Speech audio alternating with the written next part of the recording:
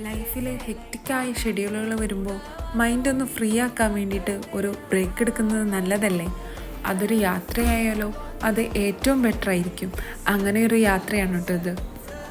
One day trip പോയി വരാനുള്ള ദൂരമേ ഉള്ളൂ എങ്കിലും നമ്മൾ ഒരു ദിവസം സ്റ്റേ ചെയ്തിട്ട് പിറ്റേ ദിവസമാണ് കേട്ടോ അവിടെ നിന്ന് വന്നത്.